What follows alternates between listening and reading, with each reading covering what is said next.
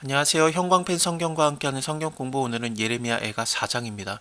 슬프다 어찌 그리 금이 빛을 잃고 정금이 변하였으며 성소의 돌이 각 거리 머리에 쏟아졌는고 바벨론이 쳐들어왔을 때 그 성전에 있는 벽들을 다 부수고 나서 예루살렘 근처라든지 뭐 더 멀리까지도 그 돌들을 흐트러서 버렸대요. 그래서 성소의 돌들이 각 머리에 쏟아졌다라는 이런 표현들이 나오는 거죠.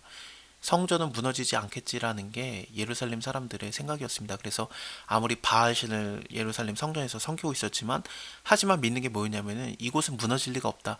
우리가 이 안에 있으면 안전하다. 예루살렘은 안전하다. 그런 생각이 있었는데 하나님께서 그런 거 아니다. 너네가 회개하고 똑바로 해야지. 과부 그만 압제하고 고아들을 너무 업신여기지 말고 하나님 사랑 이웃 사랑 하지 않으면은 내가 그것들 다 없애버리겠다라고 하나님께서 다 표현을 했었는데 실제로 그 일이 일어난 거죠. 시온의 아들들이 보배로 와서 정금에 비할 수 있는데 어찌 그리 토기장이에 만든 지랑아리 같이 여김이 되었는고. 그래서 그냥 쉽게 쓰는, 그냥 쓰다가 뭐 깨지면은 그러려니 하는 그런 취급을 받는 지랑아리 그릇, 그렇게 된 거죠. 들깨는 오히려 젖을 내어서 새끼를 먹이나 처녀 내 백성은 잔인하여 광야의 타조 같도다.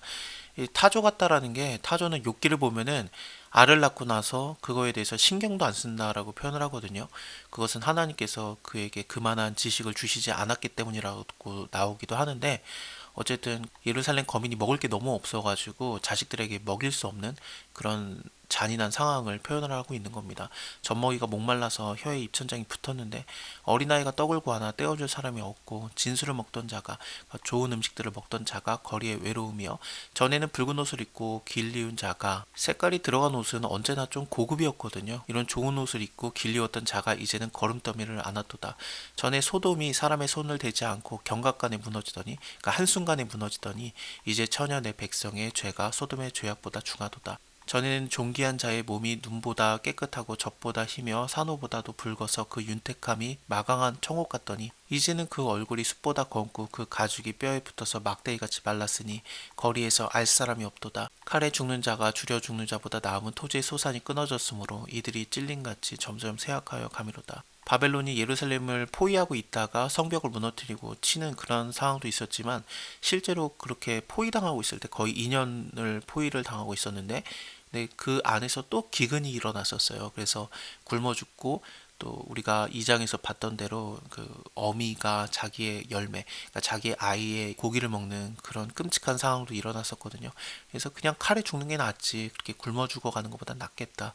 처녀 내 백성의 멸망할 때에 자비한 부녀가 손으로 자기의 자녀를 삶아서 식물을 삼았도다. 사실 이거는 모세오경 때 약속의 땅 가나안 땅에 들어가기 직전에도 모세가 하나님의 말씀을 대언했던 게, 너네가 계속해서 죄를 짓고 하나님을 떠나고 그러면은 내가 재앙을 더하겠다, 또 7배의 재앙을 더하겠다, 7배의 재앙을 더하겠다, 그러다가 중간 정도 갔을 때 거의 끝부분에 가는 건데, 사실은 그때 너희가 너희의 자녀의 고기를 먹으리라, 그 표현이 있거든요.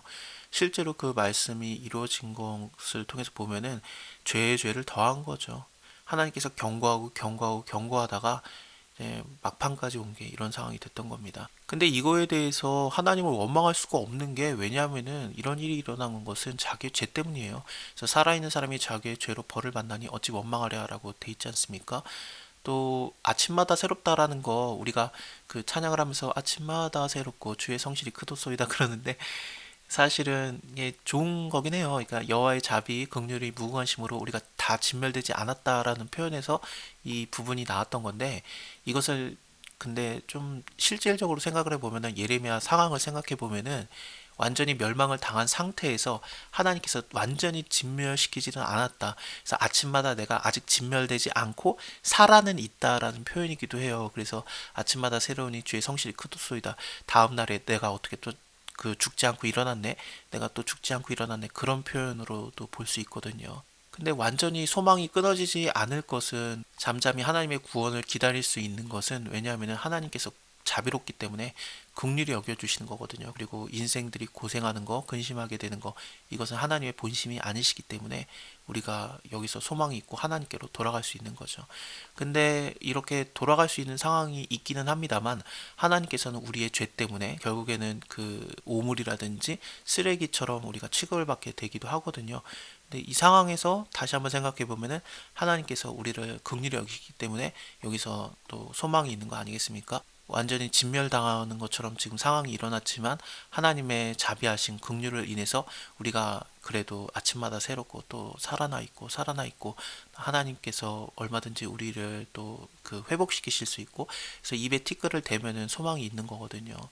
그렇습니다. 결국에는 우리의 죄 때문에 이런 일이 일어난 거죠. 여호와께서 분을 발하시며 맹렬한 노를 쏟으시며 시온의 불을 피우사 그 지대를 사르셨도다. 대적과 원수가 예루살렘 성문으로 들어갈 줄은 세상 열왕과 천하의 백성이 믿지 못하였도다. 그 막판에 시드기야 11년 차에 그 성벽 자체도 뚫리거든요. 근데 뚫렸을 때 그 성 안에 있는 지도자들이 또 왕을 포함해서 오히려 다른 문으로 도망가고 그랬었어요. 근데 그렇게 도망가다가 사로잡혀서 이제 바벨론 왕 느부갓네살이 있는 곳에 이제 끌려가거든요. 이렇게 되는 이유는 그 선지자들의 죄, 이 선지자들은 당연히 거짓 선지자들을 얘기합니다. 거짓 선지자들의 죄와 제사장들의 죄악을 인함이니 저희가 성읍 중에서 의인의 피를 흘렸도다. 저희가 거리에서 소경같이 방황하며 그 옷이 피에 더러워졌으므로 사람이 만질 수도 없다. 사람이 저희에게 외쳐 이르기를 부정하다. 가라 가라 가라 만지지 말라 하였으며 저희가 도망하여서 방황할 때 이방인이 이르기를 저희가 다시는 여기 거하지 못하리라 하였도다. 가까이 오는 것 자체도 싫어하는 거예요. 사람들이 너 절로 가 오지도 마. 여호와께서 노하여서 흩으시고 다시 공고치 아니하시리니 저희가 제사장을 높이지 아니하였으며 장로들을 대접하지 아니하였으므로다. 우리가 헛되이 도움을 바람으로 우리의 눈이 상하며 우리가 구원치 못할 나라를 바라보고 바라보았도다. 애굽에게 의지했던 거 그것을 얘기하는데 애굽도 결국에는 바벨론에게 멸망당하기 때문에 쓸데없는 그런 것을 바라봤던 거죠. 하나님께서 화를 내리고 복을 내릴 수 있다는 것을 인정한다면은 하나님께 다시 돌아가고 하나님께 회개하고 그랬어야 되는데 근데 오히려 다른 큰 나라를 의지한다라는 게 이게 얼마나 쓸데없는 짓입니까?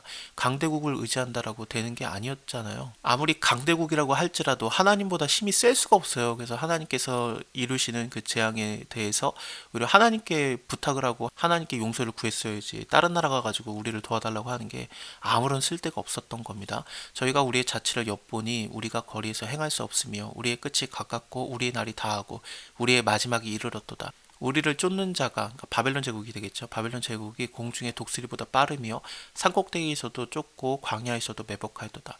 그 바벨론 제국의 군대에 대해서 표현을 할 때 다니엘서를 보면은 사자라고 표현을 하는데 사자에 독수리 날개까지 달려 있는 그런 모습이거든요. 우리의 콧김 곧 여호와의 기름 부은 자가 저희의 함정에 빠졌으며 우리가 저를 가리키며 전에 말하기를 우리가 저의 그늘 아래서 열국 중에 살겠다 하던 자로다. 우스 땅에 거하는 처녀 에도마 즐거워하며 기뻐하려무나 잔이 너에게도 이를 것이다. 너가 최하에서 벌거벗으리라. 이게 벌거벗는다는 거 1장에서도 적신이 된다라는 표현으로도 나왔었는데 죄 때문에 벌거벗겨지는 식으로 많이 표현이 돼요. 성경에서는. 일종의 부끄러움을 당하는 거죠. 그리고 잔이 너에게도 이를 것이다 라는 것은 하나님의 심판이 이르게 된다는 건데 근데 왜 갑자기 우스 땅에 거하고 있는 처녀 에돔에게 이렇게 일어나는가? 에돔이 유다, 예루살렘, 이스라엘이 멸망당할 때 막 기뻐하고 그랬거든요. 그것은 오바댜서를 통해서도 보면 나오고요. 아모스서에서도 그렇습니다. 하나님께서 이렇게 진노하시는 게 에돔아 사실 너 이스라엘과 유다랑 사실은 쌍둥이 형제 아니냐. 근데 형제의 멸망에 대해서 그렇게 기뻐하면 되겠냐. 내가 용서치 않겠다라는 그런 표현들이 나오는데 그렇습니다. 그리고 또 이 에돔이라는 게 단지 에돔 나라만 얘기하는 게 아니라 이스라엘 유다가 멸망당할 때 비웃었던 나라들 그러니까 대적이 되는 원수가 되는 나라들의 대표성을 가지는 나라이기도 합니다. 처녀 시온아 너의 죄악의 형벌이 다했으니 주께서 다시는 너로 사로잡혀 가지 않게 하시리로다. 처녀 에돔아 주께서 너의 죄악을 벌하시며 너의 허물을 드러내시리로다. 자 오늘은 여기까지 보고요. 다음에 예레미야 애가의 마지막 장인 5장을 이어서 보겠습니다. 감사합니다. 다음에 뵐게요.